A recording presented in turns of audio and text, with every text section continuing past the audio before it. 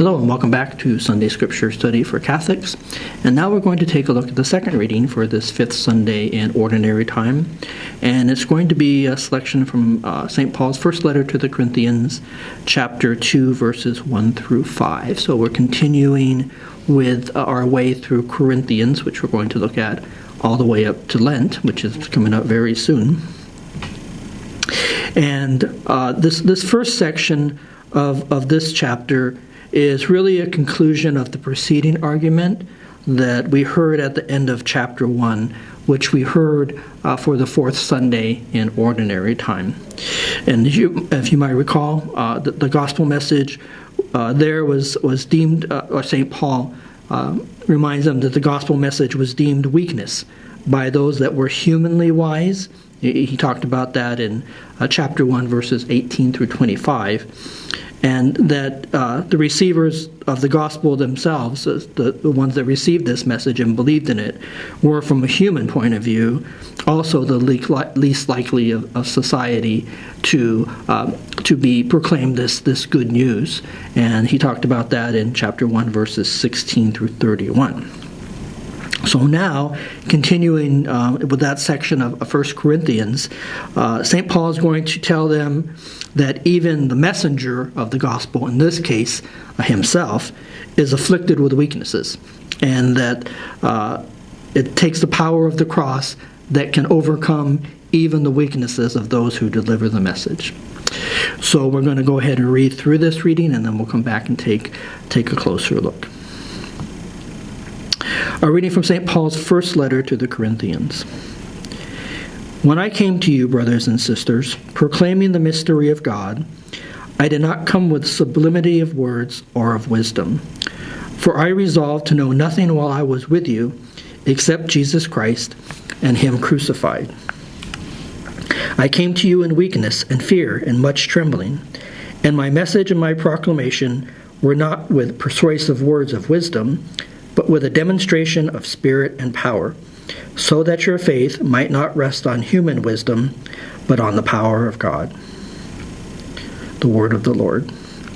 Okay, a very short reading of 5 verses from St. Paul. So he starts out by saying in verse 1, when I came to you, brothers and sisters, proclaiming the mystery of God. And what does St. Paul mean in this context of the mystery of God? Because in other contexts, he speaks of a mystery of God. In Ephesians, for example, when he speaks of the mystery of God, he's talking about the fact that the Gentiles were now co-heirs with the Jews in the promises of God. But here, it seems he's more likely talking about the entire gospel message, this entire gospel message that had been prepared through the centuries, through salvation history, but was only now revealed through Jesus Christ to his those that would come to believe in Him. And he goes on to say in this verse, I did not come with sublimity of words or of wisdom, for I resolved to know nothing while I was with you, except Christ and Him crucified. Now, what does St. Paul mean by this message of Christ and Him crucified? So again, we're going to turn to the Catechism of the Catholic Church, which very eloquently outlines this for us in several areas, and I'm just going to read a couple of passages from there. First of all, from Catechism of the Catholic Church, paragraph 571. It says, the paschal mystery of Christ's cross and resurrection stands at the center of the good news that the apostles and the church following them are to proclaim to the world. God's saving plan was accomplished once for all by the redemptive death of His Son, Jesus Christ. Okay, and dropping down to paragraph 618 in the Catechism, it says, the cross is the unique sacrifice of Christ, the one mediator between God and men. But because of His incarnate divine person, He has in some way united Himself to every man, the possibility of being made partners in a way known to God in the paschal mystery as offered to all men. He calls His disciples to take up their crosses and follow Him, for Christ also suffered for us, leaving us an example so that we should follow in His steps. In fact, Jesus desires to associate with his redeeming sacrifice those who were to be its first beneficiaries.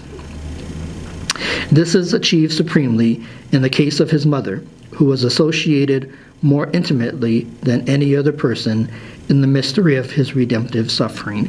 And we heard a little bit about this in the readings for the presentation. And this paragraph of the Catechism ends with a quote from St. Rose of Lima, and she says, "Apart from the cross, there is no other ladder by which we may get to heaven." So that's a beautiful quote from St. Rose, one of my favorites. Okay, so this mystery of the cross that St. Paul talks about is inclusive of a lot of things, of Christ's sacrifice on the cross, his suffering for our redemption, but also as followers, our share that we take in that cross by picking up our own crosses and accepting the suffering that comes our way and uniting that to the sufferings of Christ. So, continuing on in verse 3, St. Paul says, "I came to you in weakness and fear and much trembling." Okay, so why does St. Paul say this? Now, there's several schools of thought of what he meant by this, but one school of thought is that when St. Paul first arrived in Corinth, and when we hear about this in chapter 18 and following from there, that he had just come from an unsuccessful missionary trip in Athens. And you might remember that episode was that when he went to this place of debate in Athens, this Areopagus, where the philosophers stood around and had debates and gave speeches and everything, and he tried his hand by citing Greek philosophers and trying to convince them that way. But as soon as he started talking about the resurrection of Jesus, that was something that that was completely out of their experience, and they couldn't handle, and then they turned around and walked away from him. And he wasn't very successful in Athens. He converted some people, and had some small successes, but not the result he was hoping for. So as a result of that experience, St. Paul, in his humility, decided that he's not going to rely on his natural talents or on worldly wisdom to spread the gospel, but he's just going to depend on the message of the gospel itself, this message of the cross especially, because that message in itself has power, has its own power. Okay, so he goes on to say in verse 4, "My message and my proclamation among you were not with persuasive words of wisdom." And of course, after his experience in Athens, when St. Paul decided not to rely on philosophy, when he started evangelizing the Corinthians, he talked about, as we looked in the first verse, just about Christ and him crucified. So as a result of this, the message of the cross was enough to successfully convert them. So as a matter of fact, he goes on to say that his message wasn't by persuasive words of wisdom, but with a demonstration of spirit and power, right? And this was evidenced by the conversion of so many Corinthians and the establishment of the church there, and also accompanied not just with the powerful preaching, but also miracles and signs and wonders that accompanied the gospel that resulted in these conversions.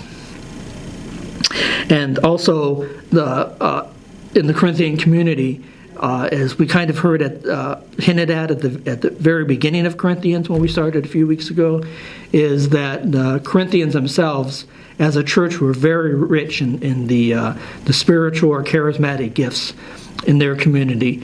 So much so that later on it became a problem, that in addition to their other problems about dividing up into factions and favoring one preacher or teacher over another, that they became proud and divided over some of these gifts, and some people started thinking of some gifts as higher or more holy or more exalted than these other gifts, and as a result started looking down on the others in the community. So as he even though he started out by commending them for being a church that's full of these gifts, later on we're going to hear in 1 Corinthians chapter 12 and through 14, St. Paul's teaching about the right use of these gifts, that they were given for God's glory and not for their own edification or their own satisfaction. Okay, so that's our second reading for this Sunday. So now we're going to pause here. We're going to end this video, and then we're going to pick it back up in the gospel reading. So I'll see you there.